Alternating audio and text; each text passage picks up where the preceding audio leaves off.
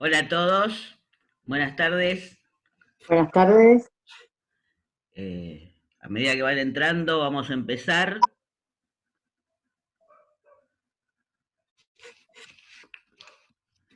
Un tema que en realidad eh, nos da para pensar a todos los abogados, ¿no? El tema de nuestros honorarios y cómo defenderlos.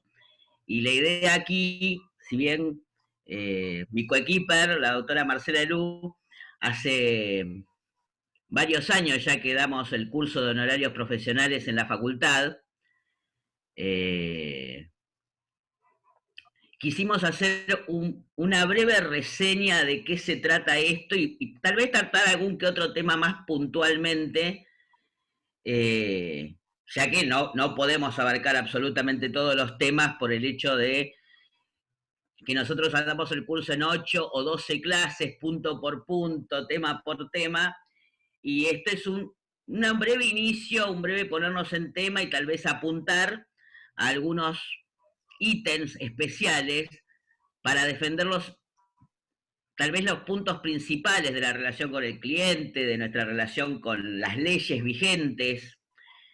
Eh, bueno, por la foto para mí me reconocen, yo soy Sandra Blanco, doy clases en esta facultad hace 28 años en distintas materias, derecho internacional, derecho procesal. Estoy en el Tribunal de Disciplina, así que también soy miembro del Tribunal de Disciplina, vocal. Así que también abarco temas de la ética y hasta dónde ir justamente con esa defensa de honorarios y no abusar de ella tampoco, ¿no? Y la doctora Marcela Lu también es especialista en derecho procesal, ha estado en varios juzgados y desde el punto de vista eh, de la administración judicial, ¿no? De la parte de magistrados, porque siempre tomamos el curso desde el punto de vista del profesional, ya que he trabajado como abogada y soy abogada, como les dije, hace 28 años, pero tanto en forma particular como en forma corporativa. Y la doctora lo ve de la administración judicial, vamos a llamarla así, y ha regulado honorarios muchísimas veces y es especialista en regulación de honorarios. Cosa también muy importante para saber, para todos nosotros los abogados, para saber cómo discutir esas regulaciones cuando no están bien hechas.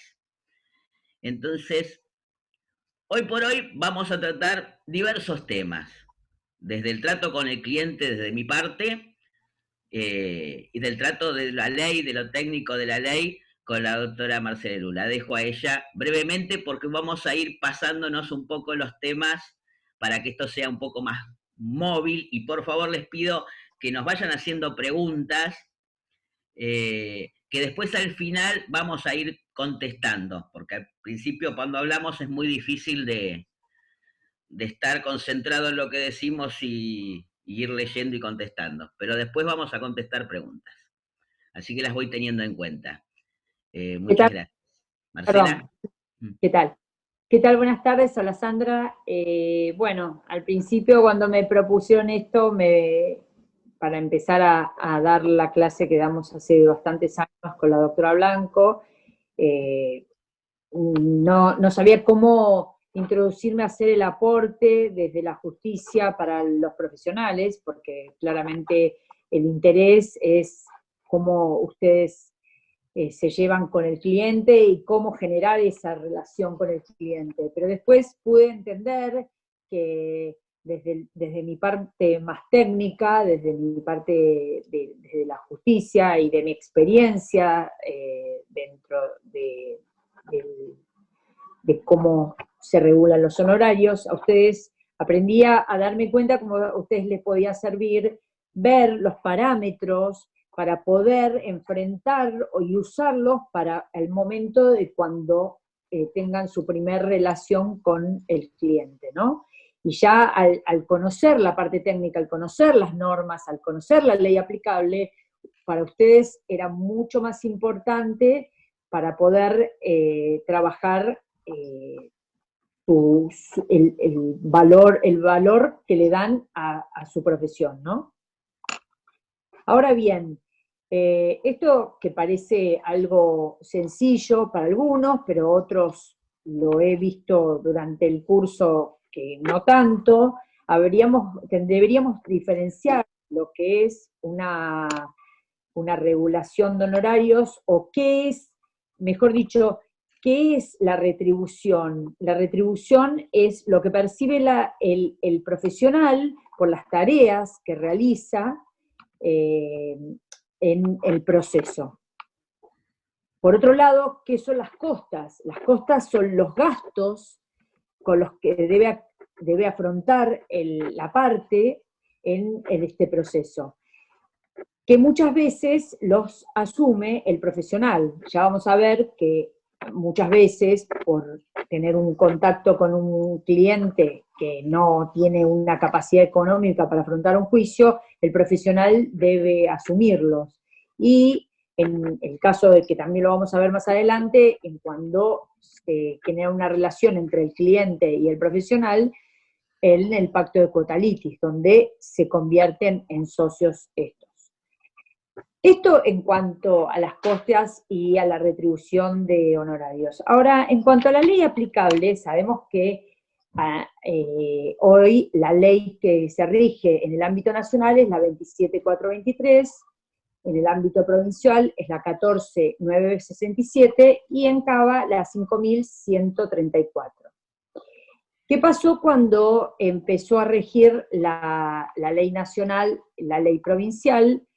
¿Cómo se iban a regular estos honorarios? Porque claramente había una ley anterior y había trabajos anteriores a esta nueva ley, entonces no se sabía bajo la luz de qué ley se iba a regular estos honorarios.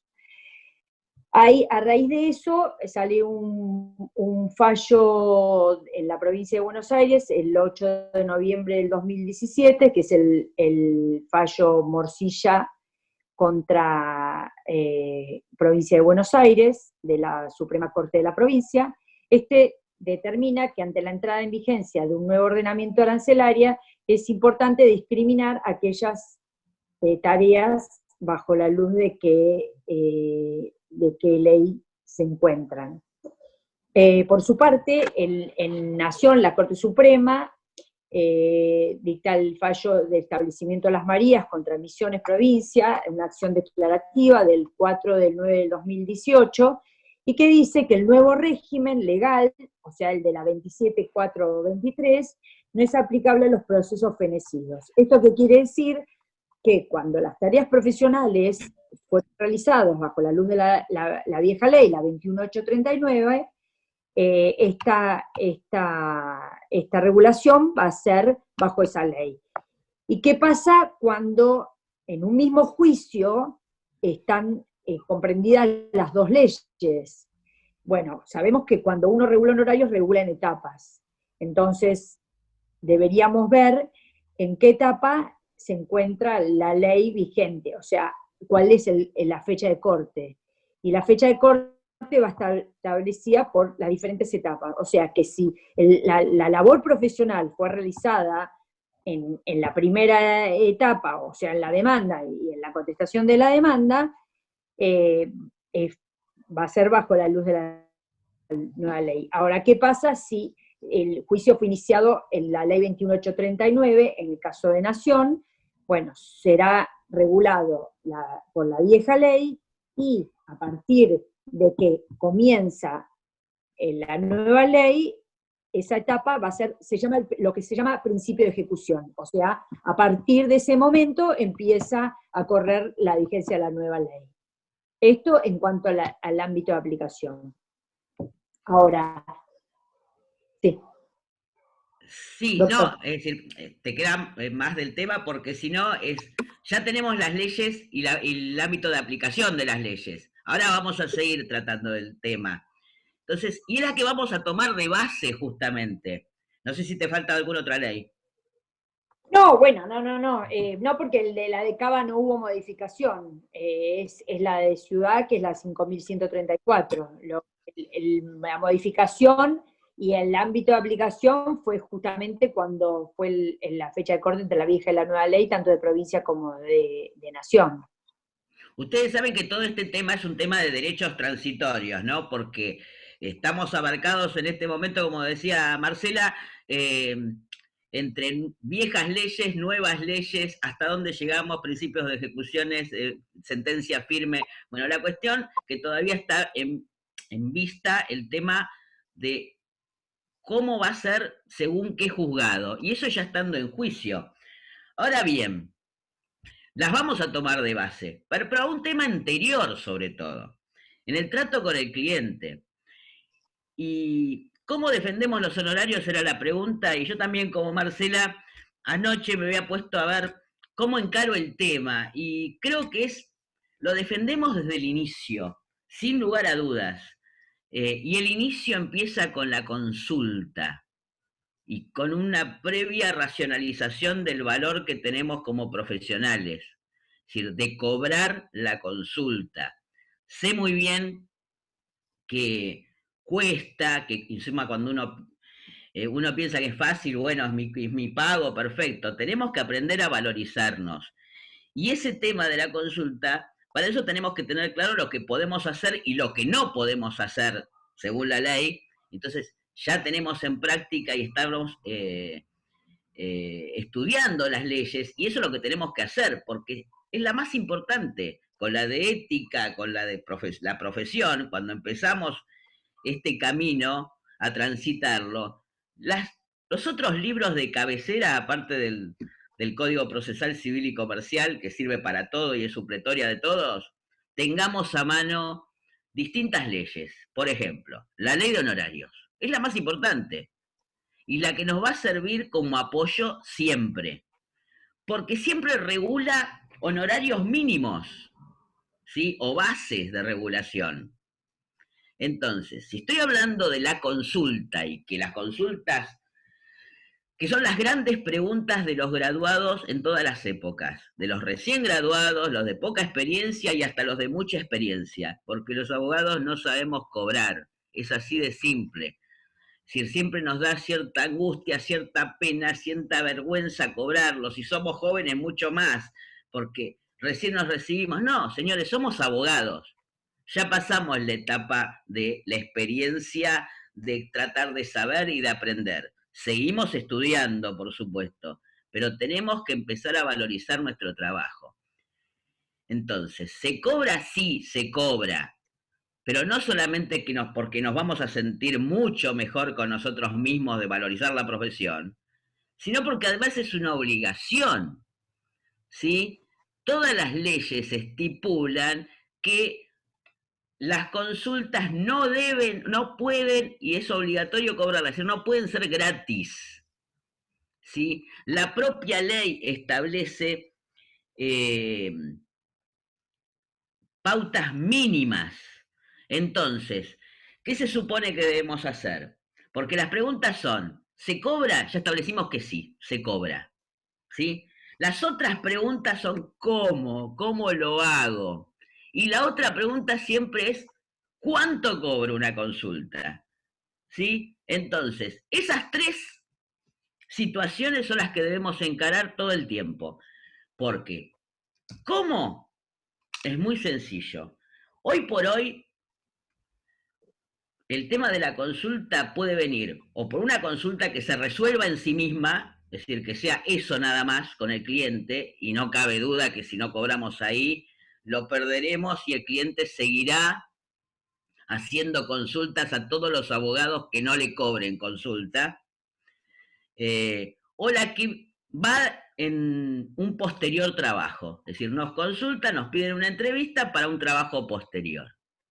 Ambas consultas hay que cobrarlas, porque ese trabajo posterior podría seguir otro camino a otros abogados que no le cobren también, hasta que llegue el que le cobre, y con el que le cobra se va a quedar. Es así de simple. Debería ser de normal, absolutamente. Es decir, si bien toda la obra extrajudicial puede quedar supeditada a un acuerdo de partes, lo dice la ley, entre el cliente y el profesional, las normas éticas atañen a la competencia desleal y por eso hay que cobrarlas. Y nos vamos a establecer que, ¿cómo hablamos? ¿Por dónde viene un cliente? Vamos un paso atrás. ¿Por dónde viene un cliente? Por una recomendación, por conocimiento con otra persona, por alguien que nos llama, che, te puede llamar tal para consultarte algún tema, es decir, o por publicidad, es decir, un total desconocido que nos llama porque alguna vez publicamos un teléfono o nos manda un mail. En estas épocas que no somos del todo esenciales, justamente la gente se comunica virtualmente. Y a mí me has pasado, por ejemplo, este año. Y no tiene que ver con el nombre, es porque el conocido del conocido o porque alguna vez vieron mi teléfono en algún lado o tuvieron un mail por algún lado. Los mismos alumnos a veces preguntan algunas cosas, pero hasta que llega el cliente que realmente necesita. Y debería ser totalmente natural, fuera de todo pensamiento de vergüenza, prurito, miedo, que nosotros en las primeras palabras ya dijéramos, cuando nos llaman por teléfono, nos mandan un mail, decir, sí, no hay problema, nos podemos encontrar en caso de que sea presencial, tal día, la consulta es de tantos pesos. ¿Sí? Punto. Como algo natural. ¿Sí? Y si es virtual, que eso es lo que me ha sucedido, que nos salga también naturalmente, le doy mis datos bancarios para que haga una transferencia. Sin ningún problema, puede ser Mercado de Pago, lo que sea, lo que tenga más útil a mano. Esos temas, cuando van a hablar con el cliente, ya tienen que tenerlos a mano. Eso es lo que tiene que surgir natural. El diálogo, es decir, tiene que ser franco, es decir, sin miedo, de manera que el cliente sabe que tiene que pagar, que no haya duda. Muy pocas veces nos sucede que un cliente nos diga, ¿cuánto cobra, doctora? Pocas veces. Es como que el abogado es una especie de persona que anda por el mundo dando recomendaciones y no sé, y no tiene valor. Y estudiamos tanto como cualquiera, ¿sí? Pase lo que pase en la entrevista, ustedes, ¿por qué se van a sentir bien consigo mismos? No van a perder el tiempo, porque saben que la cobraron. Y como les decía, el cliente los va a valorar y se va a quedar con ustedes. Y si no se queda con ustedes ya cobraron. ¿Sí? Eso de que en algún momento me va a dar trabajo, no, señor, vivimos esta profesión. Y una forma de amar esta profesión es poder vivir de ella. Es decir, y hacer lo que nos gusta. Es decir, esto es lo mismo que el cliente, la persona que va a un profesional médico, más allá de tener obra social y lo busca particular porque quiere uno bueno y lo paga. Es exactamente lo mismo. Nosotros no andamos pululando en obras sociales, hay muy pocos casos, pero bueno, acá nos tienen que buscar y pagarnos. Entonces, ese diálogo tarifado, ya de pensamiento normal, como dice, ¿cuánto sale tal cosa? Sale tanto, nos lo dicen directamente, así como las mercaderías, nosotros tenemos hacemos una locación de servicio, con lo cual nos tienen que pagar, simple. A veces esta charla tiene mucho más, digamos, discusión, porque los propios abogados son los que tienen esa cosa y cómo le voy a cobrar la consulta, porque sea conocido, porque nos recomienda tal o cual. No, es algo normal. Nosotros tenemos un amigo que tiene una panadería, vamos y le compramos el pan. ¿Sí? Nos puede hacer una atención. Bueno, yo le puedo llegar a hacer una atención a un amigo para cobrarle menos, pero no dejar de cobrar, es mi trabajo, de eso vivo. Pero yo tengo que elegir cuando cobro menos, no establecer que el otro me establezca cuándo no cobrar. El cuánto, ¿sí? ¿Cuánto cobro? Cosa que nos tendríamos que... Estoy medio leyendo las preguntas, alguien había preguntado por ahí cómo hacer las preguntas, bueno, ya se dieron cuenta, y los que no se dieron cuenta, vayan chateando, que cuando podemos revisamos para después, a no ser que tenga algo que ver muy con el tema. Por ahí me dicen de, una cuenta. Yo, perdón, justo que Sí, acá estoy leyendo, yo estoy aprovechando y anotando las preguntas y me pareció interesante que me dicen, el problema es cobrar en sede judicial.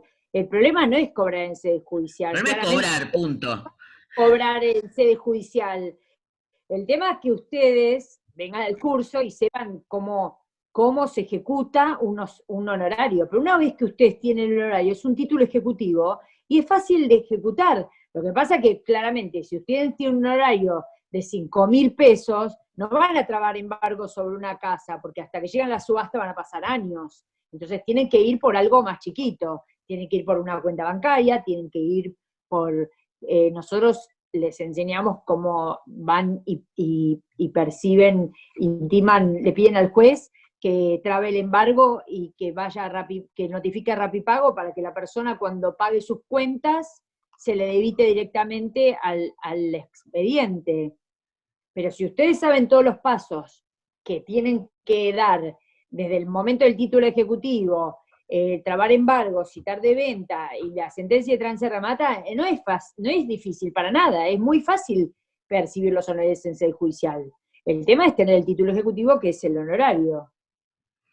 Claro, yo Perdón. acá veo, bueno, que alguien dijo lo difícil es cobrar en sede judicial, como habías dicho, Marcela, pero en realidad no creo que de las 287 personas acá les sea tan sencillo empezar cobrando.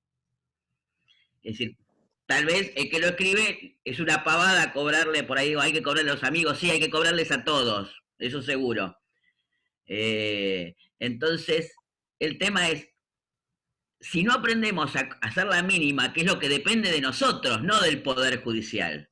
Yo estoy hablando de la consulta porque es algo que normalmente no se trata y a los abogados les cuesta. ¿Sí? Después de 28 años de profesión, uno ya tiene idea de lo que les cuesta a los abogados y lo que no. Entonces, les dije el tema de, por un lado, saber que vamos a cobrar y que tenemos obligación de cobrar. Es decir, podrían llegar a denunciarnos a alguien que cobra por alguien que no cobra, aunque sea en el Tribunal de Disciplina. Entonces, por el tema de la competencia desleal. Pero eso no nos importa a nosotros, tenemos que cobrar. Les dije el cómo, que salga naturalmente. ¿Cuánto es el tema? Bueno, las leyes nos dan una pauta, tanto la 27423 de Nación como la 14967 de provincia, incluso la de Cava también, nos establecen hoy por hoy pautas, a tal punto que nos regula los honorarios mínimos para una consulta, que si en caso de tener que regularla serían en estos ítems. Si, Por por eso, ejemplo, sí, perdón, interrumpa ahí, justamente lo que se establece con la nueva ley es que no se puede cobrar menos del mínimo que establece la ley, porque eso acarrea nulidad absoluta, salvo la única excepción es con los parientes. Eso, ahí es donde está la falta de ética, cuando el profesional cobra menos de los mínimos legales que establece la norma. bueno, justamente, entonces tenemos que saber los mínimos. Y hoy por hoy, una consulta verbal en capital, en tanto las leyes, vamos a empezar del principio, de capital como de provincia, de nación como de provincia, se regulan. Nación por UMAS, unidad de medida arancelaria. Pero y cada UMA es 3.192 pesos. 3.192 pesos cada UMA. En provincia se regula en IUS y cada IUS vale 1.870 pesos. Eso ténganlo en cuenta. No es que hay diferenciales, vamos a llegar a más o menos a los mismos valores. La consulta verbal en capital está un promedio de honorario mínimo de 0,5 UMAS, es decir, 1.596 pesos. Ayer aproveché para sacar todas las cuentas para que le suene en la cabeza el número en precio, más que el un UMA, medio UMA, ¿sí? Entonces, la consulta verbal, 0,5 UMAs, 1.596 pesos. En provincia, la consulta verbal es un IUS, 1.870 pesos. Fácilmente, ya sabemos que una consulta verbal, si tuviéramos que ir a una regulación, podríamos, como mínimo, en capital provincia, un promedio entre 1.600 pesos y 1.900 pesos. Entonces, tranquilamente nos podemos fijar en la cabeza tener un cobro de consulta entre 1.600 y 2.000 pesos. Y siempre vamos a estar entre los honorarios, los honorarios mínimos, ¿sí? Así que no es tan terrible. También nos fija el valor de la carta documento o de la consulta escrita. Muchas veces nos sucede, en capitales como es que está unido, la consulta escrita es de por sí también una posible carta documento. Y nos fija un UMA, es decir, una carta documento sale 3.192 pesos judicialmente. Entonces, y provincia nos dice que tanto por escrito como la carta documento son 2 IUs, es decir, 3.740 pesos. Con lo cual estamos, ¿en qué valores? 3.100, 3.800. Eso es lo que es una carta documento. Y hay un ítem que siempre lo nombro porque como lo que lo uno a... No hice las de ciudad. Si por ahí me pregunta, ¿y ciudad cuánto es? Y fíjate, andá a buscar el precio y... Es decir, estoy haciendo en general. En general, porque esto tiene que ver con lo que podríamos cobrar de consulta y a nadie se le caería un anillo. Yo fui a hacer una consulta médica particular, me dijeron son 1.800 pesos y lo pagué. ¿Sí? Entonces, por lo tanto, tranquilamente, pero primero tenemos que creerlo nosotros, para decirlo. Por eso les digo, el cómo es la naturalidad con que cobramos y valorizamos y preciamos nuestro trabajo. Entonces, ya sé que ese número entre 1.600 y 2.000 pesos lo tengo que tener en la cabeza rápido. Mi consulta es tanto. ¿Sí? Para la primera entrevista mi consulta es tanto. Si te tengo que redactar una carta documento, y voy a necesitar los elementos, con lo cual tengo una primera entrevista que ya me pagó y que para tanto los juzgados nacionales como los juzgados provinciales está en 3.200 y 3.800 pesos. Ahí es donde puedo hacer precio y dejárselo establecido al cliente que le estoy haciendo precio, porque ya le cobré la primera consulta, donde me dijo de qué se trataba. Esto se sumaría a la consulta escrita, es decir, tendría que ser como solo, pero no importa, lo hacemos de esta manera. Podemos agregar un 2.000 más por la carta documento, pero ya le cobramos la primera consulta. Y si nos dice, pero establecerle que le estamos bajando el precio, porque si le mostramos la tarifa, por eso es bueno tener la ley a mano. No vamos a ir a regulación por la consulta. No se utiliza, no lo hace nadie. Pero sí tenemos un parámetro donde defender el honorario. En una charla distendida, ¿no? Lo que pasa es que yo no voy a tener esa charla distendida hasta que me siente con él y me haya pagado la primera consulta. Bueno, Entonces, perdón, que ahí estás diciendo algo. El otro día me planteaba una amiga, porque yo le decía que cuando hay un acuerdo, la base regulatoria es la del acuerdo. Y ella me dice, pero bueno, pero yo tuve mucha tarea extrajudicial antes para llegar a ese acuerdo. Bueno, lamentablemente se podría pedir, lo que no sé si esto va a tener acogida en la justicia, porque el acuerdo es la base regulatoria. Entonces, porque ella me decía, pasaron muchos profesionales antes, pero en realidad la que concreté el acuerdo fui yo. Yo le decía, bueno, sí, pero justamente se puede pedir por tareas extrajudiciales, pero esto tiene que ser probado, claramente. Claro, bueno, justamente digo el último ítem que es el gran, es como el que nos piden siempre. Hay una típica consulta de los clientes que es ir a revisar el trabajo del otro abogado. Es decir, tengo un abogado hace mucho tiempo, hace, no hace, así como que la culpa siempre es del anterior y ahí tenemos que hacernos cargo de pasar por una cuestión ética, de decir, bueno, no le vamos a robar el cliente a otro. Pero muchas veces no insisten, es decir, no, hay que revisar una tarea judicial, hay que revisar una tarea administrativa, o la persona que está encargada de hacerlo no lo está haciendo bien, o lo hice yo mismo y no sé si lo hice bien, ¿sí? Si es para espiarle la tarea a otro abogado, cosa que tiene que ver más, no tanto con lo legal, sino que si acá veo que es la típica de miras un expediente, absolutamente, es así. Entonces, y lo hacemos más allá de conocido o no conocido, porque si es conocido me hubiera encargado el trabajo a mí de inicio. Entonces, no me esté molestando. Y si no es conocido, tranquilamente lo hacemos, pero que nos pague. Y tan es así que la propia ley, o yo lo adapté en mi cabeza, no sé, establece, tanto en provincia como en capital, un ítem de las tareas extrajudiciales que dice estudio o información de actuación judicial o administrativo.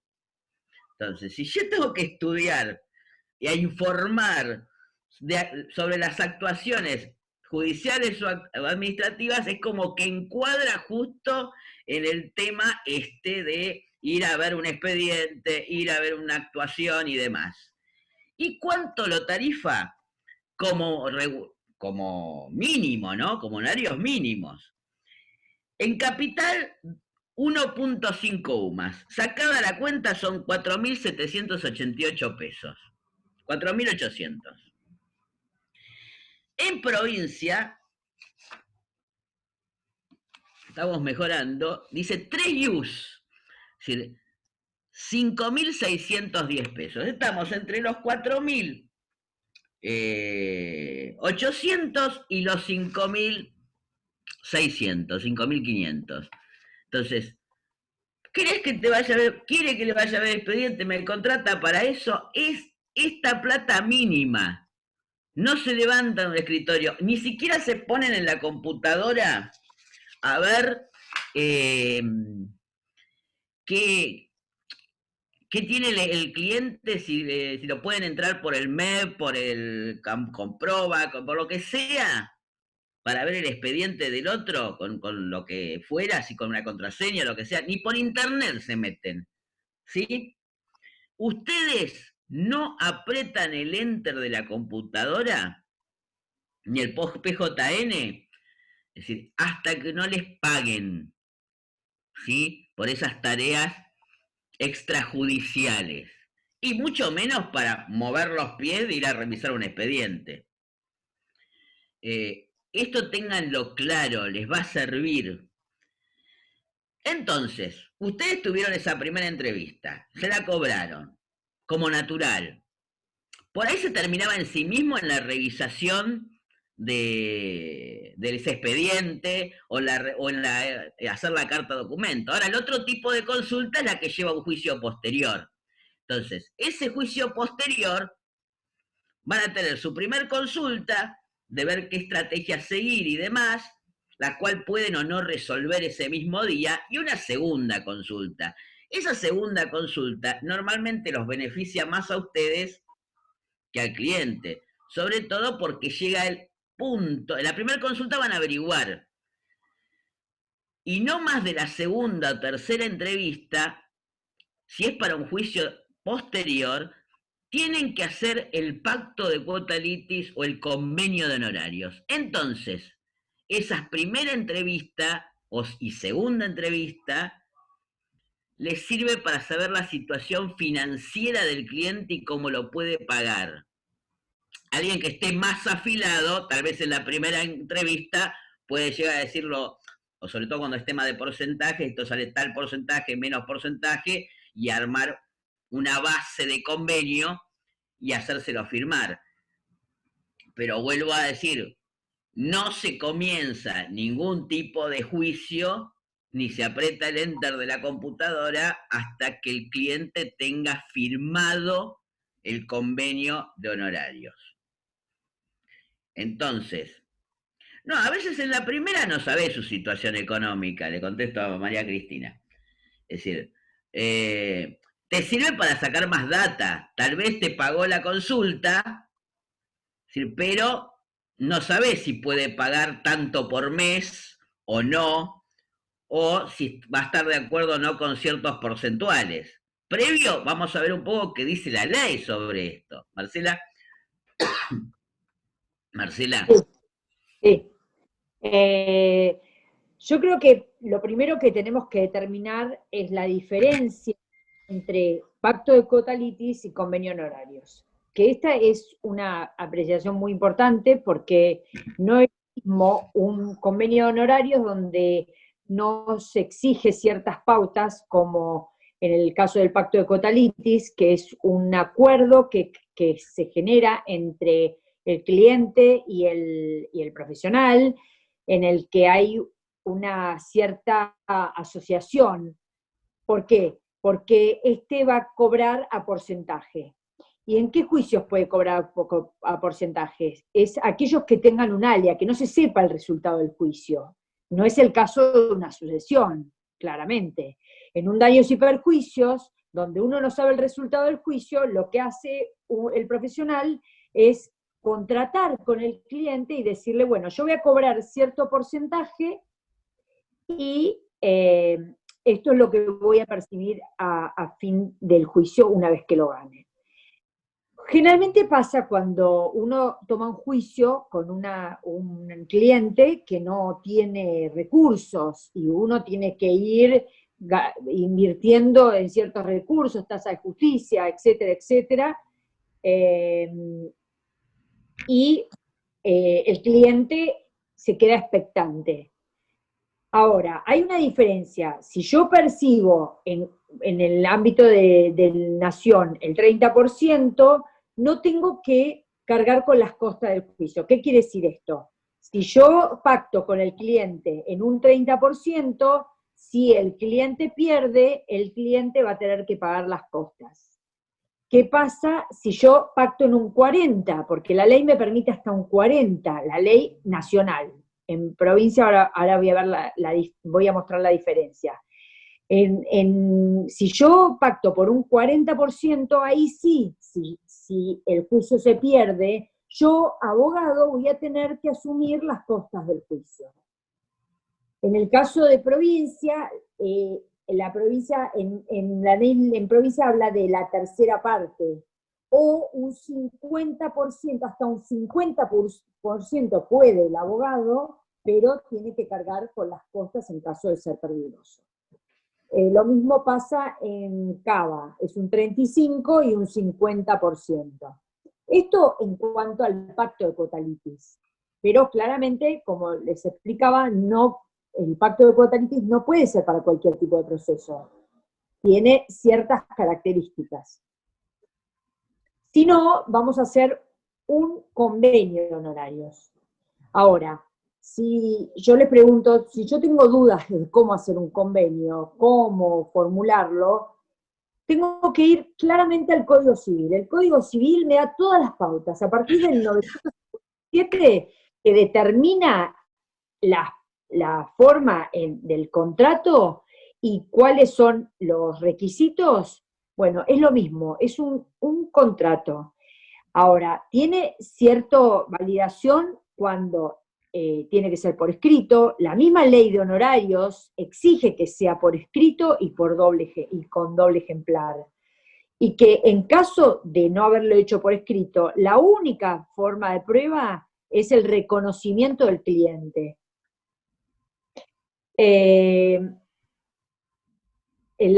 Acá me preguntan el artículo, bueno, depende si es nación o es la ley de provincia. Están los artículos 4, el artículo 4, 5, El 6 de nación, sí. 7423 o la 14967.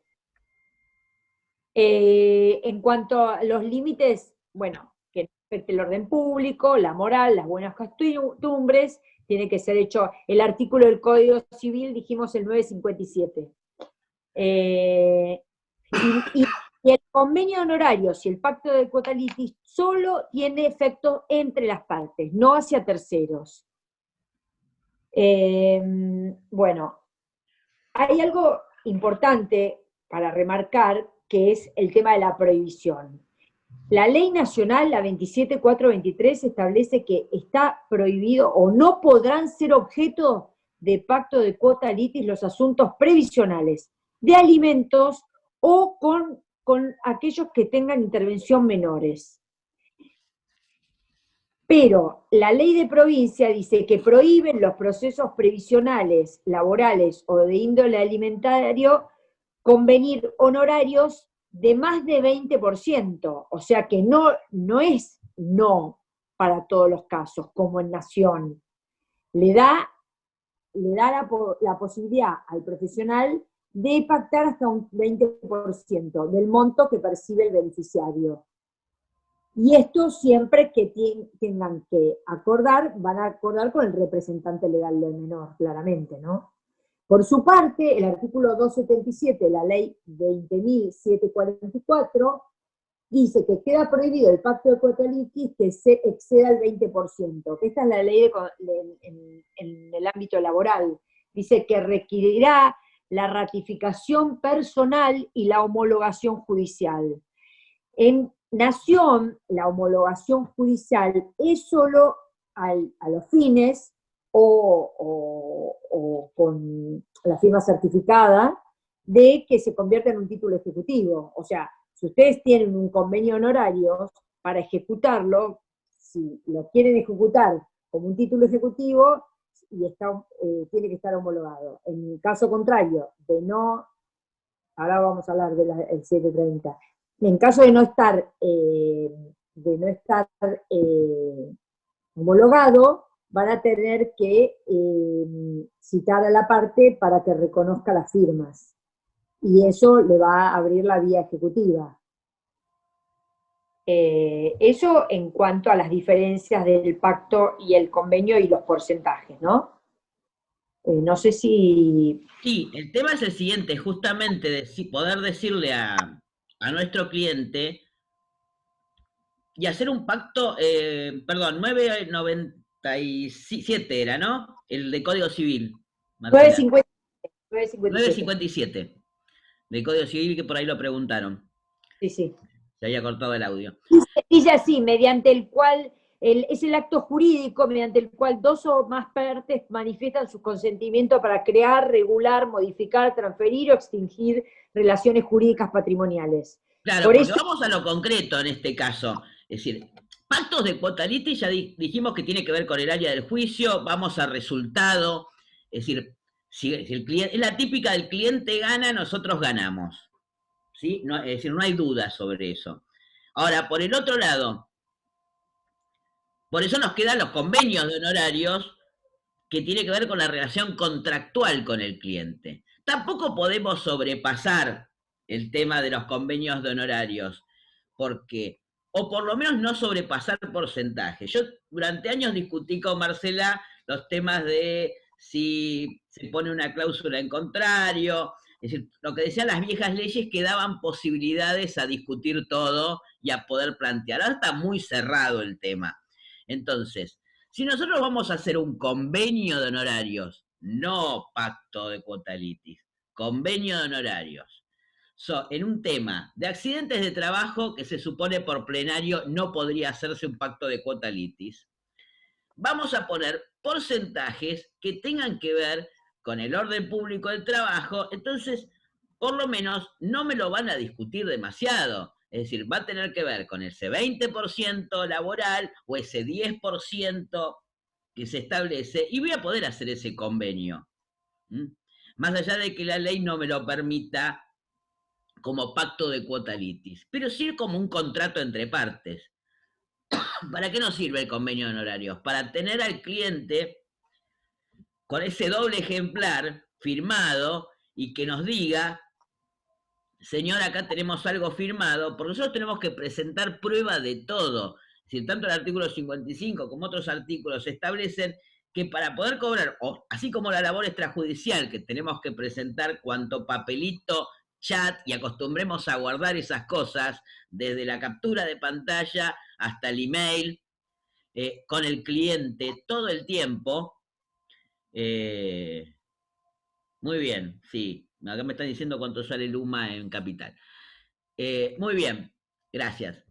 Entonces, eh, ¿qué tiene que ver esto? Guardemos todos los papeles en nuestro trato con el cliente, porque todo es presunción de prueba, así como en penal, todo es presunción de prueba. Cuando en algún momento uno de nuestros acuerdos, si no está demasiado bien hecho, y esa es culpa nuestra, no del cliente,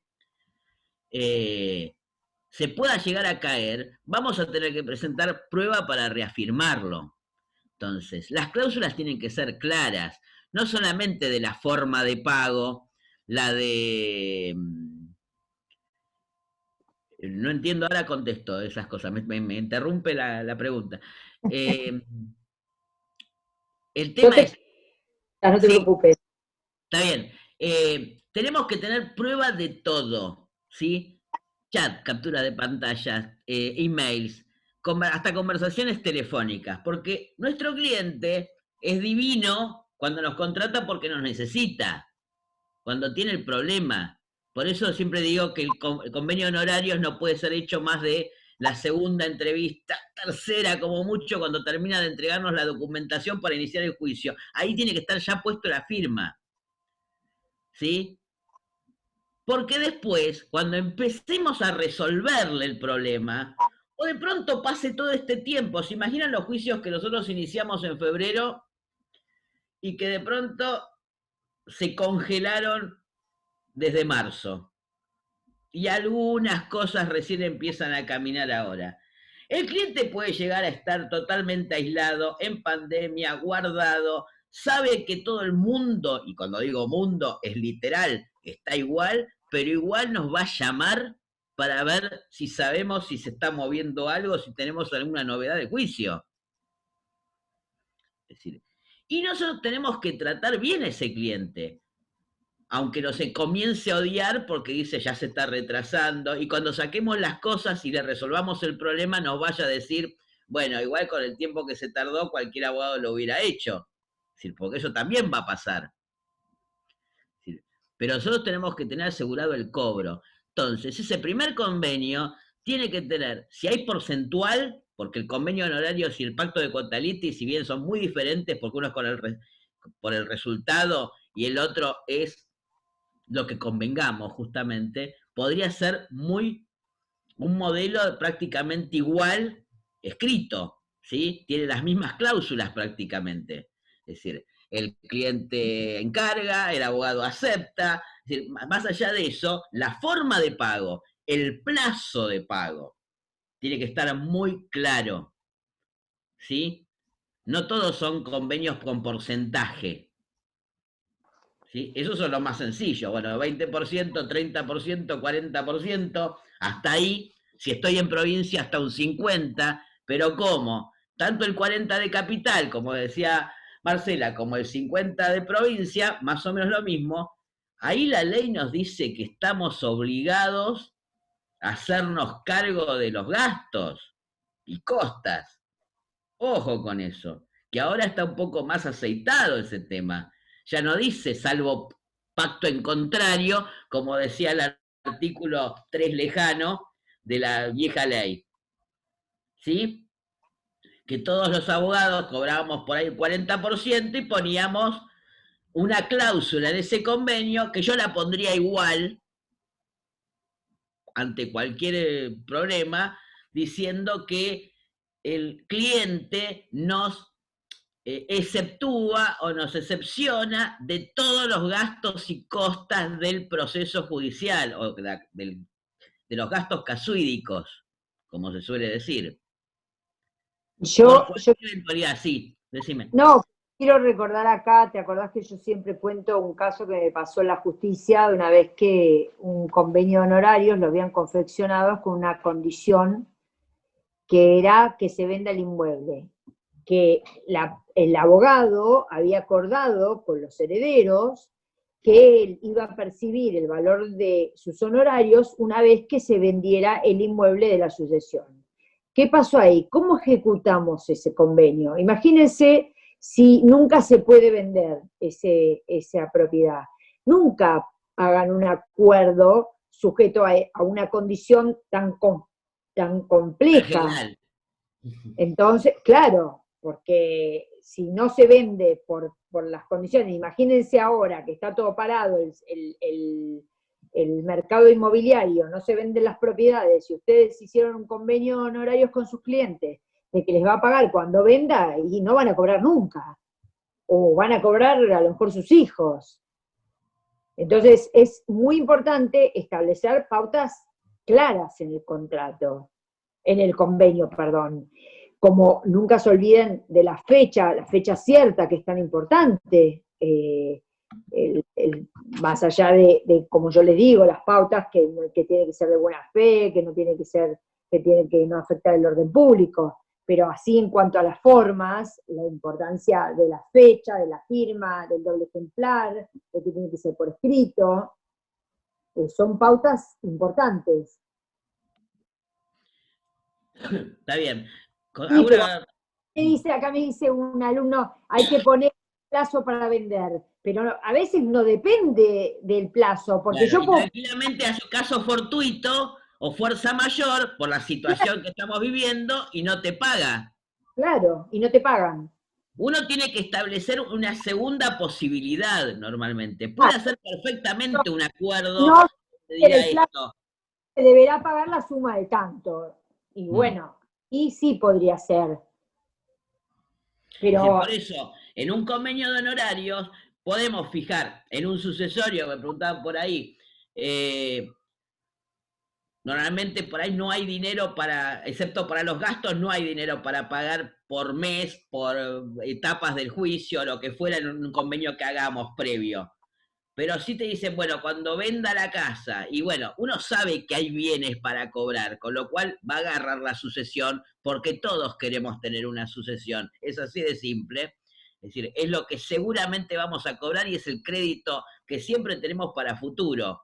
¿Sí? Es con la que nos vamos de vacaciones, tal vez cambiemos el auto y nos compramos una casa. Es así de simple. Un buen daños y perjuicios o una buena sucesión siempre nos salva, al igual que un régimen patrimonial de matrimonio. Sandra, quiero, acá un alumno preguntó en el medio, y si no hay pacto ni acuerdo, no es obligatorio firmar un pacto, un acuerdo. Ustedes pueden establecer un monto mensual hasta que termine el juicio y después cobrar honorarios que se regulan en la sede judicial. No es También pueden obligatorio. no cobrar, pero no estarían haciendo este curso. Es así de Claro. simple. Es decir, no Hoy, es obligatorio un convenio de honorarios o un pacto. Hay ahí algunos veo que que piden regulación nada más. Ahí veo que están muy interesados en la tasa de interés. Chicos, hoy lo bueno del IUS y del UMA es que los honorarios siempre están actualizados. ¿Por qué? Fíjense, salió la acordada el 3 de marzo del 2020 y es retroactivo al 1 de diciembre del 2019, los 3.192 que vale el UMA. Entonces, si a mí me regularon 15 UMA, se va a multiplicar por los 3.192, o sea que va a estar actualizado siempre. No va a perder vigencia como puede pasar con la inflación. Sí, bueno, a ver, la inflación seguramente se va a comer el sueldo del juez, porque esto está ligado directamente con el sueldo del juez. Hoy, que no nos aumentan en la justicia, seguramente pero bueno, esto es algo que vamos a perder todos en esta realidad actual. No llores tampoco. No, no lo digo, pero de verdad, estos años venideros no va a haber aumentos, entonces seguramente el UMA va a quedar más fijo que otros años atrás. Pero lo que sí es real es que a uno le regulen UMAS hoy y los cobre dentro de 6 meses, va a ser el UMA que valga al momento de percibirlo. Eso es lo bueno de la regulación de hoy en UMAS, porque antes la 21839 lo que hacía era que a uno le regulaban y tenía que sí o sí presupuestar en concepto de intereses. ¿Por qué? Porque se licuaba rápidamente esa suma, pero hoy va a percibir al momento de lo que valga el UMA, por eso se ponen UMAs.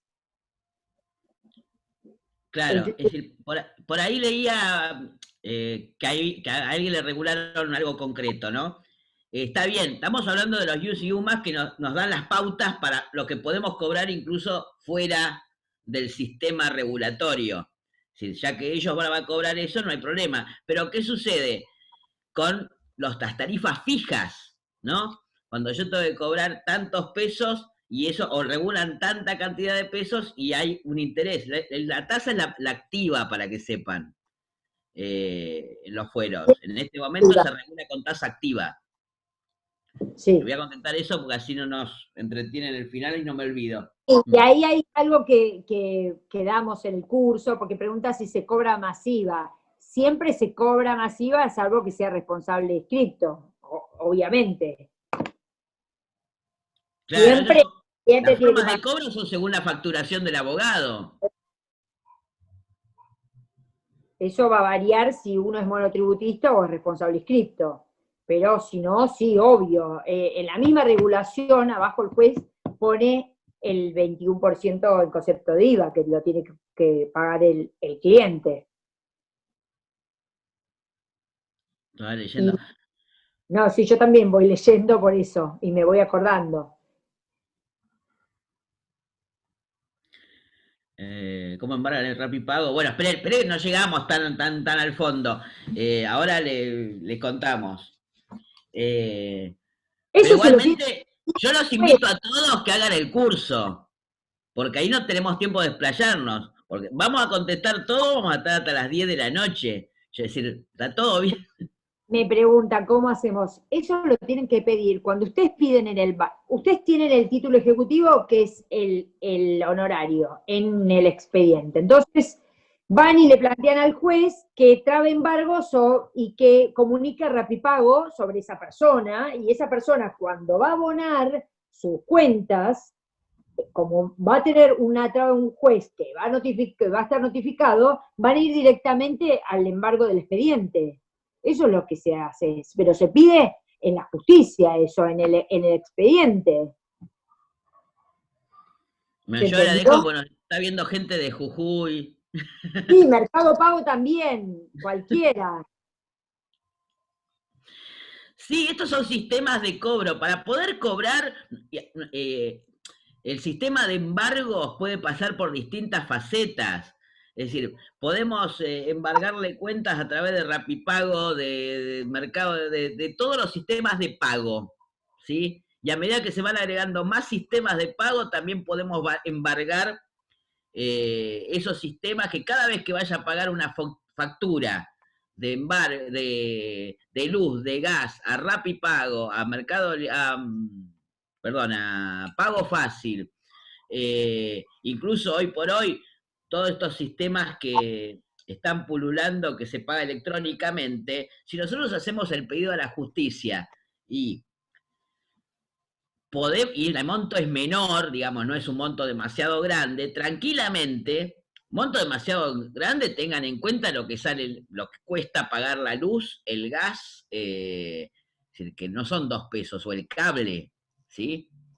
Cuando uno lo paga por este tipo de cuentas habilitadas, uno podría pedir que se embargue, entonces cada vez que va a pagar cualquier tipo de cuenta, ese dinero ya Pago Fácil, Rapipago, Mercado de Pago, lo absorbe y va a parar a la caja del juzgado. Así se embarga. Me dice, y la cuenta queda impaga. Bueno, sí. Obviamente. Se entera cuando le cortan la luz, le cortan el gas y ese tipo de cosas, pero ustedes ya por lo menos 2 meses cobraron. tiene prioridad el embargo ordenado por el juez.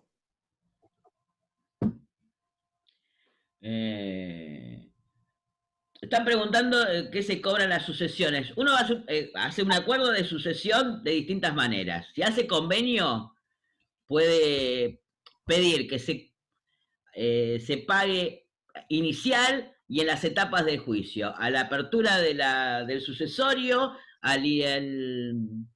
al momento de la declaración de herederos y a la inscripción, sin ningún problema. O fijar, si ustedes más o menos establecen de todos los bienes que hay y de todos los bienes que van a inscribir,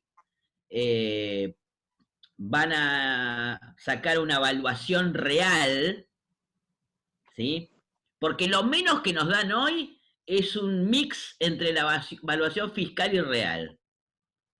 El mínimo de los mínimos. Si no, siempre se toma la cuenta por el valor de mercado, evaluación real. ¿Sí? Voy contestando algunas preguntas que hicieron antes. Por ejemplo, uno no puede hacer convenio de honorarios en dólares, ¿sí? La moneda de pago, si uno la quiere después discutir en la justicia, sí tiene que ser en pesos, porque el dólar es tomado como no de curso legal, sino como una cosa. Entonces, ¿qué haríamos todos? Podemos fijar, así como el UMA y el IUS, podemos decir a lo que salgan tantos dólares a tal momento. Podríamos establecer en un convenio en dólares. Sí, pero no fijarlo como número de precio, porque siempre nos van a pagar en pesos, ¿sí? Pero podríamos tomarlo como unidad de medida, entre comillas. Pero nunca nos van a regular en un juzgado en dólares. Siempre se va a traspasar en pesos. Y siempre vamos a perder un poco en el camino entre el momento de la sentencia, liquidación y efectivo cobro. Es decir, en este país tengo que decir esto, siempre vamos a perder porque por ahí son 2 o 3 meses y no es mucho más y terminan cumpliendo. Y igual pasaron 2 o 3 meses y 2 o 3 meses en este país puede ser importante en un valor posible en dólares. Sí. Quiero contarte rápidamente una pregunta que hicieron hace un ratito del artículo 730 del Código Civil. El artículo 730 del Código Civil viene a suplir en la reforma al 505 que era antiguamente. ¿Qué dice? Que las costas de juicio no pueden exceder el 25% del monto de la sentencia. ¿Esto qué quiere decir? Que el que perdió no debería pagar más del 25% de las costas del juicio. Pero la interpretación no es que uno, cuando le regulan horarios, va a perder el resto de ese 25%, sino que ustedes pueden ir de ese 25%, a ustedes la regulación, el juez cuando la hace, no la hace limitando ese 25%, ¿se entiende? Lo que hace es que la percepción o la ejecución sea del 25% contra el condenado en costa y el resto contra su cliente. Esa es la interpretación del 730. No que se va a limitar a un 25% la regulación de honorarios, que eso es lo que mal entienden, ¿no? Bueno, vamos a ir mechando con las preguntas, pues no vamos a estar mucho tiempo. Nos van a echar de la facultad ya. Entonces, no, por ahí preguntaban qué pasa si se inició con la ley anterior y ahora ya están regulando los peritos y demás. Bueno, ¿con qué ley se inició? La ley, claro, la ley actual, lo bueno es que incorpora a los peritos. La 27423, diferente a la 21839, incorpora a los peritos. Ahora se regula bajo la ley en nación y en provincia también, ¿no? Lo que tal vez hablé demasiado rápido al principio y no lo expliqué bien, y lo vuelvo a explicar, es la vigencia de la ley o el principio de ejecución. ¿Qué quiere decir? Si ustedes tienen un expediente, lo voy a ejemplificar. Ustedes tienen un expediente que lo iniciaron hace 5 años. Ese expediente, si fuera un ordinario, se va a dividir en etapas. La primera etapa va a ser la demanda, la contestación de la demanda. La segunda etapa va a ser el principio de la audiencia de causa o la 360. Y la última etapa va a ser los alegatos. Por eso siempre digo que es importante alegar, más allá del alegato en sí, que puede ser beneficioso o no para la sentencia, sino para la regulación de honorarios, para que esto se divida en 3 etapas. Ahora bien, si nosotros en la demanda la iniciamos bajo la luz de la 21839, que es la ley anterior, y cuando se inició la audiencia del 360, arrancó la nueva ley, la ley vigente de la 27423, y bueno, la primera etapa se va a regular bajo la ley 21839, que se regulaba en porcentajes. La segunda etapa y la tercera va a ser en la nueva ley.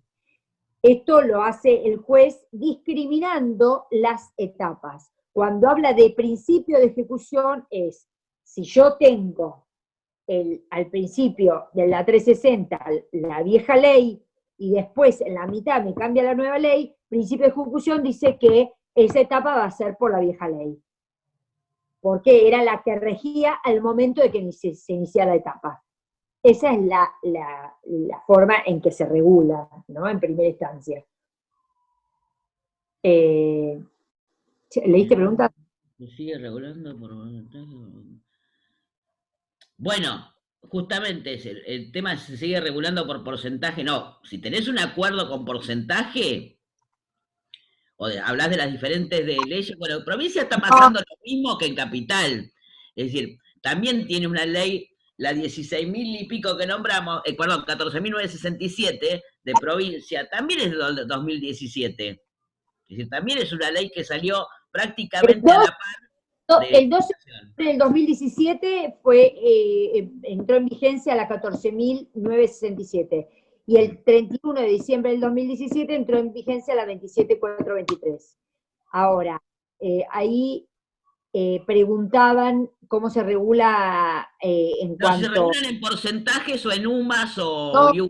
No, ahora hay un artículo que es el artículo 20, pero bueno, claramente esto hay que explicarlo en el curso porque tiene un sistema matemático para regular que es...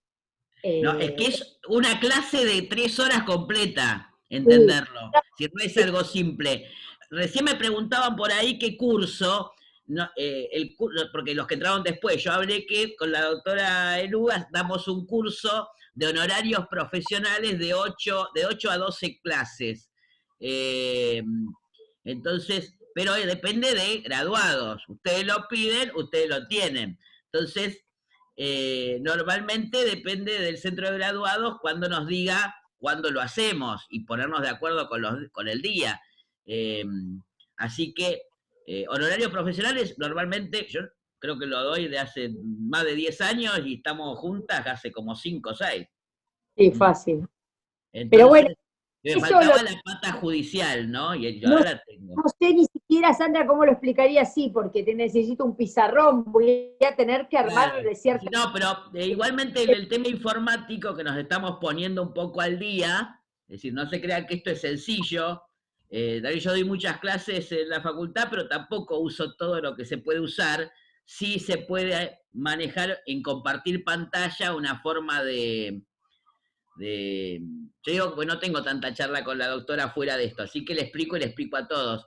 Es decir, podemos llegar a hacer cuadros sinópticos y ese tipo de cosas para explicarlo, entonces, y compartir todo el sistema del artículo 21 y que ella lo pueda hacer de cuando regulan horarios, que solamente ella lo puede explicar, porque yo todavía lo estoy entendiendo. Entonces, eso lo podemos armar, pero necesitamos tiempo también para que se entienda. Es decir, no es solamente que aparezca en pantallas, todo se puede hacer tecnológico, como decían por ahí, pero todos los cursos son virtuales. Sí, ahora son todos virtuales.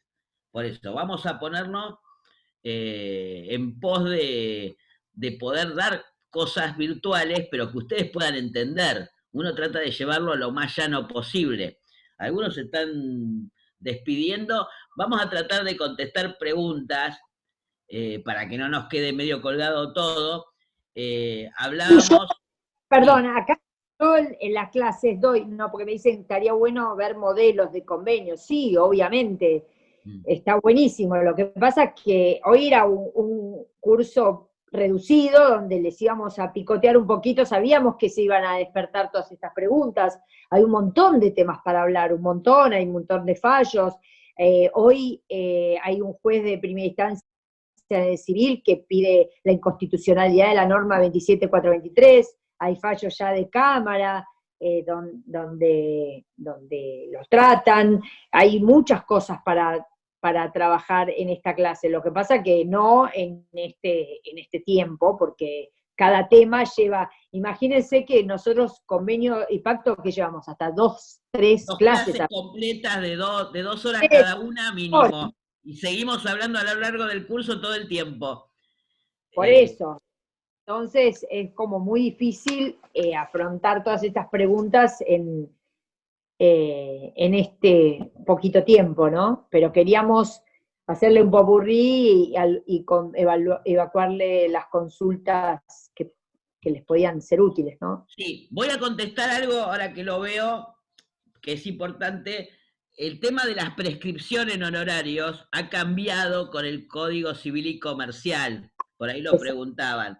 Antes nosotros teníamos 2 años para reclamar la regulación y 10 años para cobrar esa regulación. Ahora son 5 años según el Código Civil. El artículo 2558 habla del plazo.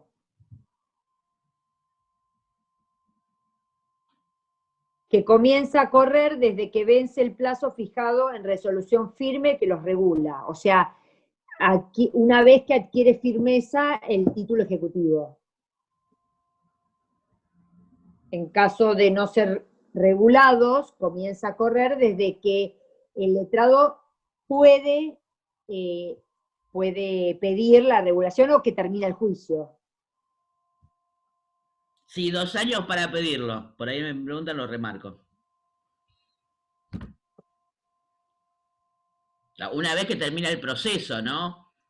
Sí, sí. A no ser que uno pueda pedir también honorarios provisorios, pero esos son en el momento que... 5 para 5, no, me están preguntando. El artículo es el 2558 del Código Civil. Dice, el transcurso del plazo de la prescripción para reclamar honorarios por servicios que han sido prestados en procedimientos judiciales, arbitrales o de mediación comienza a correr desde que vence el plazo fijado en resolución firme que lo regula. Si no fija plazo, desde que adquiere firmeza. Eso es para ver desde qué momento, ¿no? ¿Cuál es el momento que comienza a correr? Si se reguló, que no, acabo de enviar... no me quedó claro si podemos poner en él, no entiendo, siempre se puede pedir honorarios por la ejecución.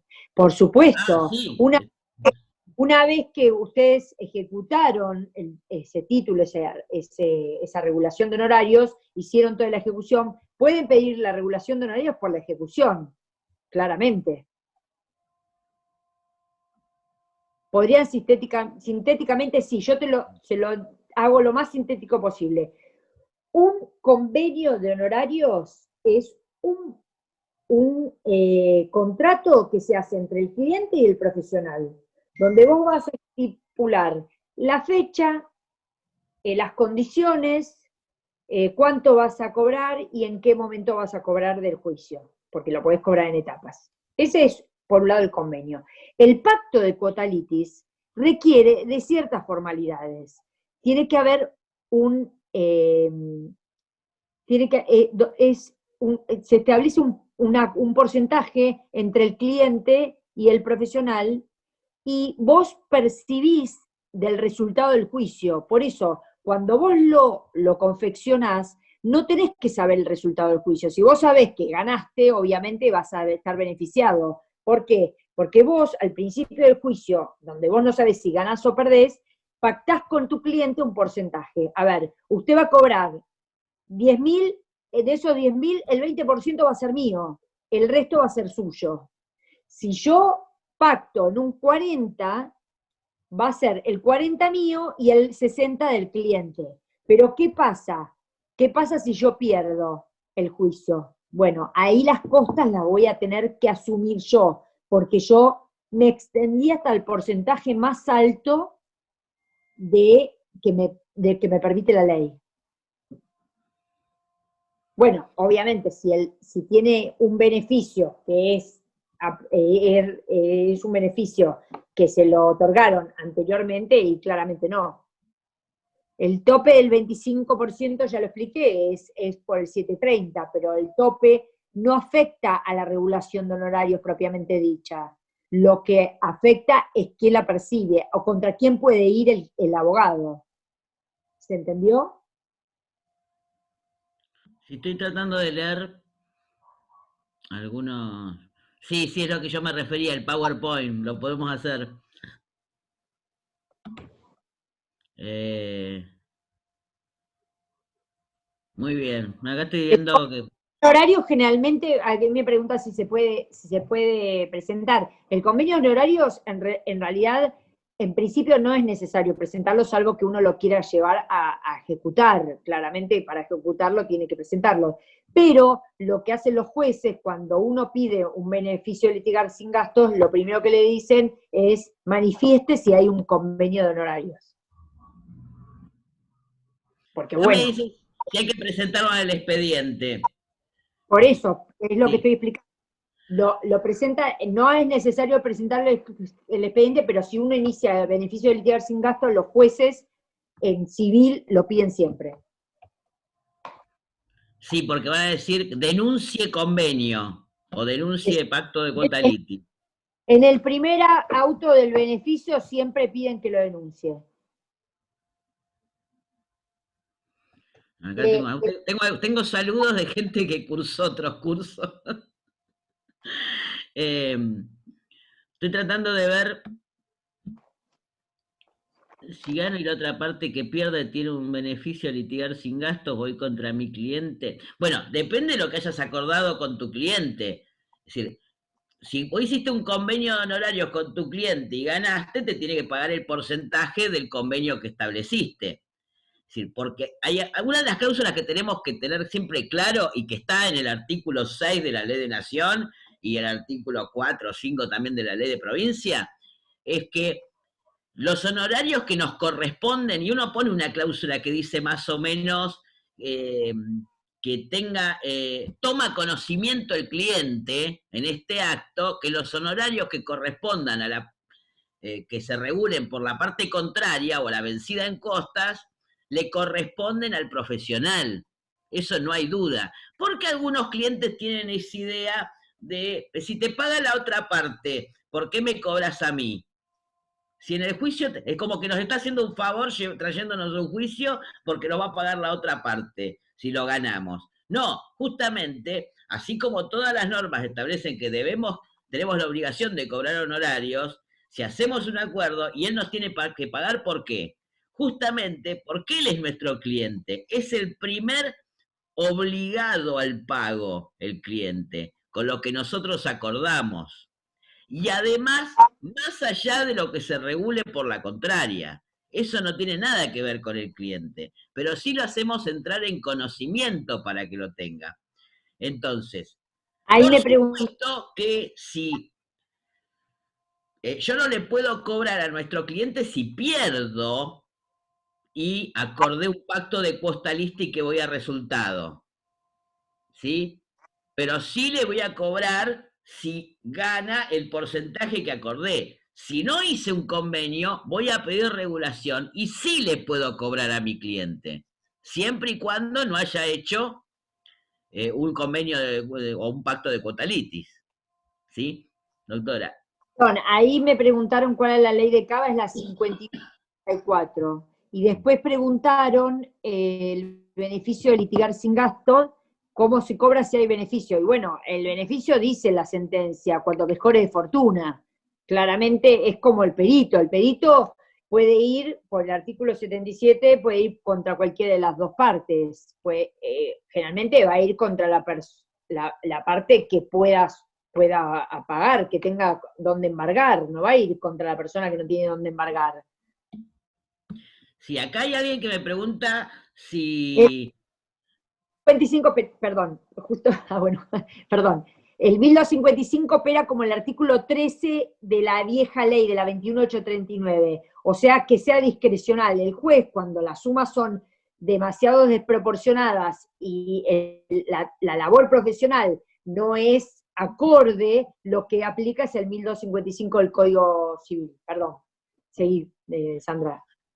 Sí, no, alguien me preguntaba si más allá de la regulación en UMAS se puede pedir intereses. Depende, porque si bien ya los UMAS ya están establecidos, la sentencia va a decir 20 UMAS, 15 UMAS, con lo cual se verá a qué valor están al momento de la última acordada.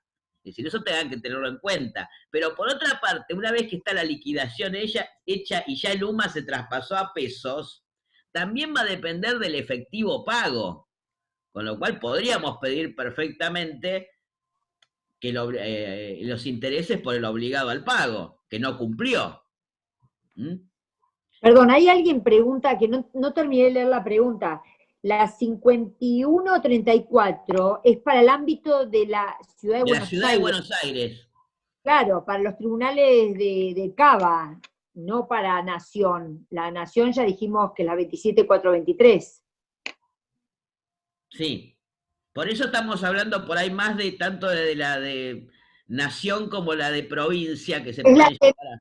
hablamos la de Cava porque, bueno, porque no es Cuando una... todos los tribunales pasen a ciudad, hablaremos Claro, la exclusivamente. justicia civil que está dentro de las pautas de la reforma judicial pasen a ciudad, ahí seguramente vamos a utilizar la 5134, que es la ley que los rige a ellos. Bueno, acá que me dicen, la celebración, volvemos a la celebración en dólares, que yo algo lo expliqué. En ningún lado, no entendí qué es lo que dice no está claro en ningún lado, pero no sé qué es lo que no está claro en ningún lado, no sé a qué se refiere No la sé por pregunta. dónde vas con las preguntas. Hay un chico que recién preguntó, no está claro en ningún lado, pero no sé a qué se refería. En ningún código. ¿Qué no está claro en ningún código? Porque, es decir, las leyes y todo el tema UMA y US, digo, arreglar las leyes con una base de explicación, se entiende, es decir, cada punto, cada ítem. Sí, sí, en la ley de honorarios está claro cómo se regula. El artículo 21 es el que explica cómo se regula. Pero bueno, eso ya le digo, no lo puedo explicar en 2 segundos.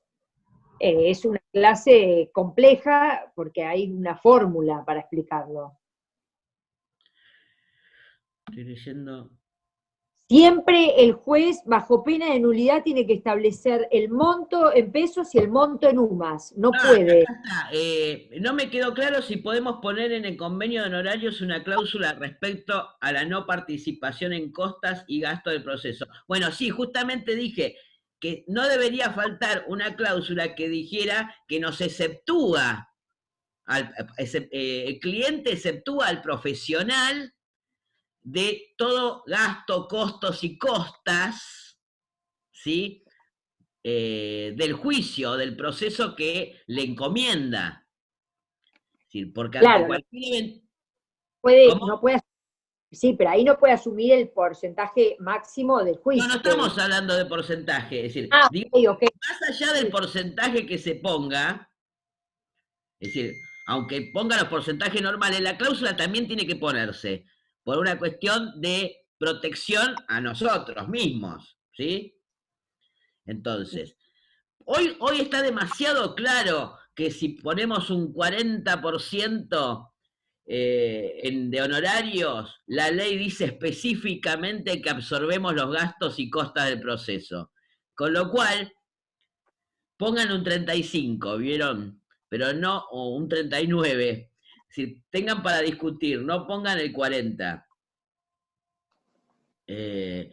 Entonces, yo lo haría tranquilamente del 30% sin problemas. A no ser que realmente, y ahí sí tienen que figurar y guardarse cuanto papelito tengan y de gastos hayan asumido, que digan, bueno, sí asumo los gastos de este proceso y voy a cobrar el 50% en provincia o el 40% en capital. Tengan en cuenta que nosotros no podemos prometer resultados, ¿sí? Nosotros trabajamos en una cuestión del medio, de cómo lograrlo, pero no del resultado, ¿sí? No podemos decirle a un cliente nunca que va a ganar, es decir, y tampoco nosotros sabemos si vamos a ganar. Entonces, asumir los gastos y costas en un juicio tiene que tener un entrenamiento muy particular del abogado para saber si le conviene o no. ¿Mm? Hoy por hoy un porcentaje del 30% es factible, un porcentaje del 40% en provincia es factible, poniendo una cláusula que igual, bien cerrada, que el cliente no va a exceptuar de todos los costos, gastos y costas, que son las principales que nos pueden pedir para el pago. A ver, ¿qué más? Previsional, tengo bien claro. Bueno, está bien, las previsiones sí. Me perdí, me sacaron rápido la pregunta, no la pude llegar a leer. Las podés levantar y subir, ¿eh? Yo la busqué a esta porque la habían perdido y... Me pasa que es un tema muy específico.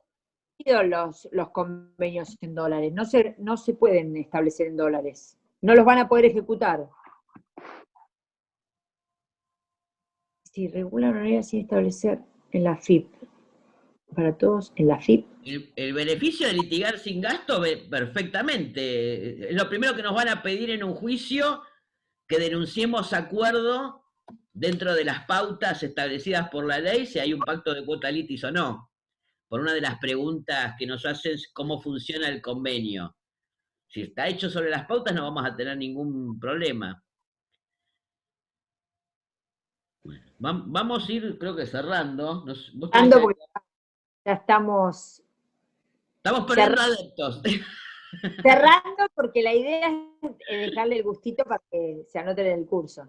O un próximo, no sé, todo puede ser. Bueno. A ver. Sin multa acordada en caso de incumplimiento, el cliente... ¡Ay, se me fue! Sin establecer cuántos deberíamos pedir.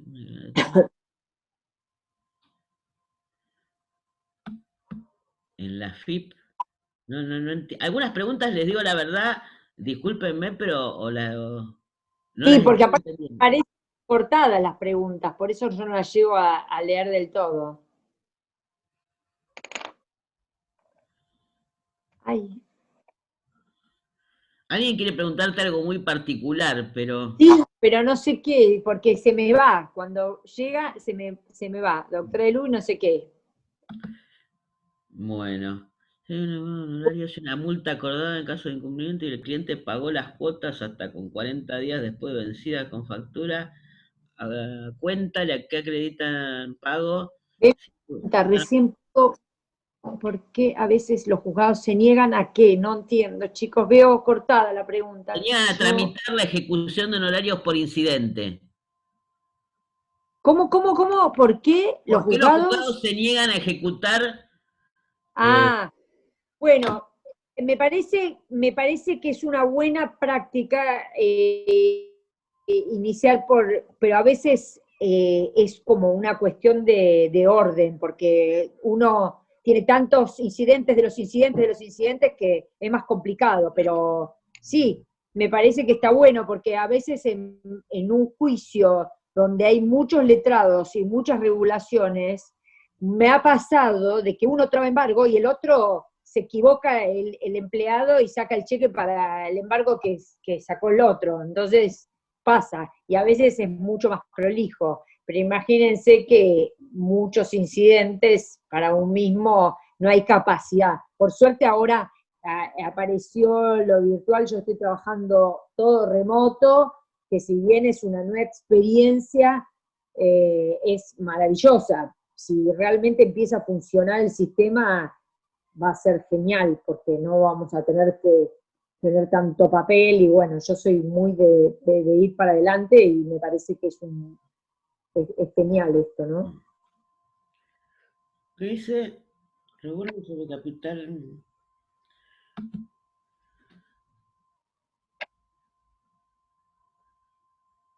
Bueno, gracias chicos por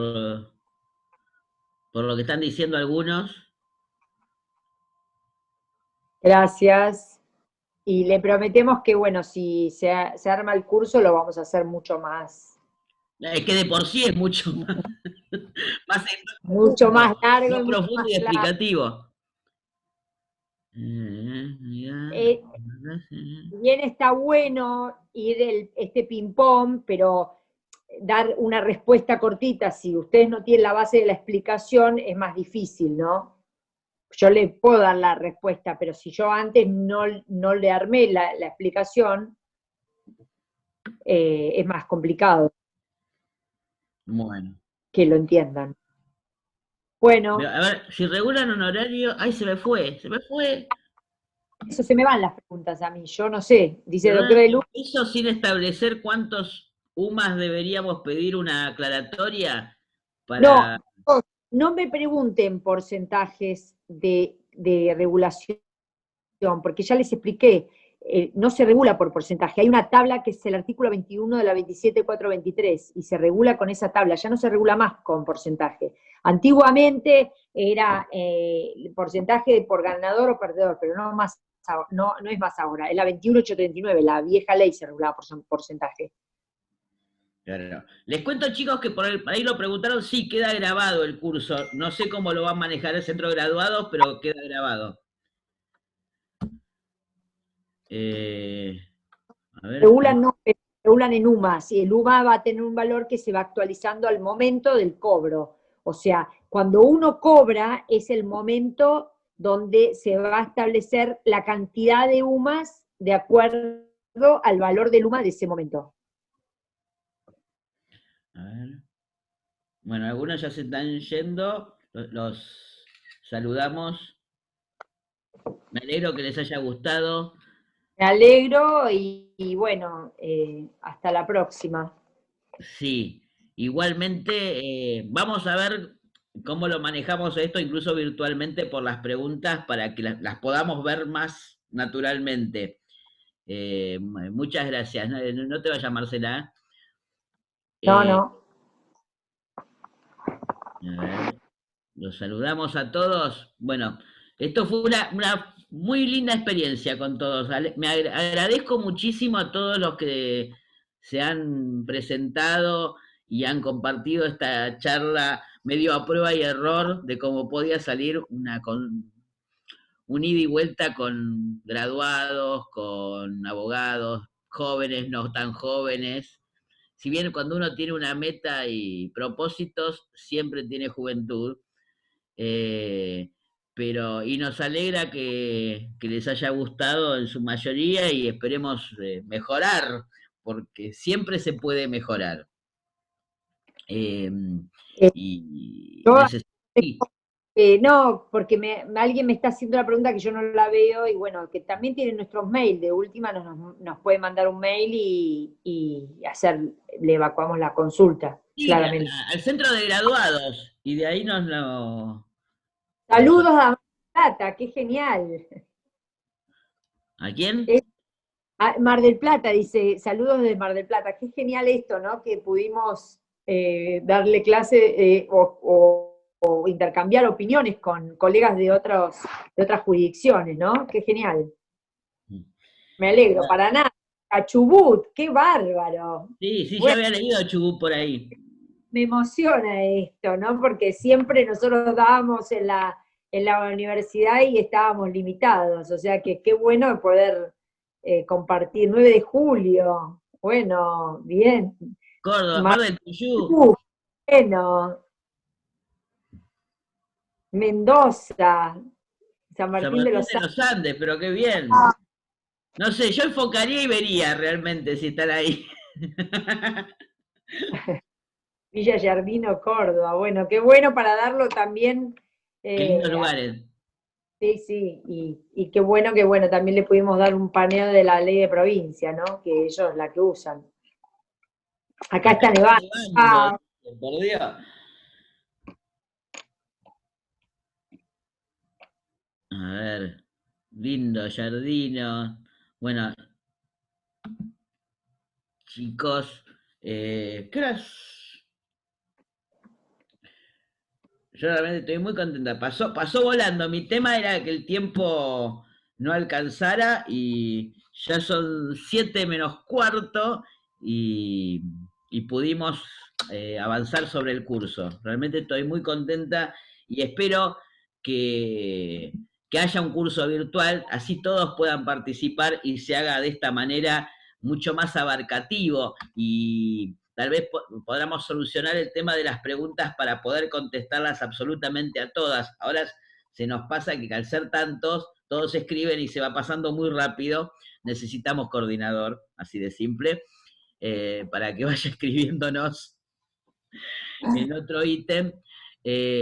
Con la doctora siempre aprovechamos para interrumpirnos, así que estamos acostumbrados a esto. No quisimos hacer una conferencia separada y particularizada para que ustedes pudieran ver los dos lados de la situación. Tanto Ay, de... dinámico, un curso así que es tan técnico tiene que ser más dinámico, porque si no iba a ser aburrido para ustedes también. Sí, y uno nunca se puede aburrir cuando habla de dinero, ¿sí? Y sobre todo del que vamos a ganar. Eh, a ver, gracias. Bueno, nos despedimos. Sí, sí. Bueno, nos vamos a ir despidiendo nosotros. Realmente muy felices de que hayan podido estar acá. Bueno, es el de siempre, ¿eh? Mi humor es siempre igual.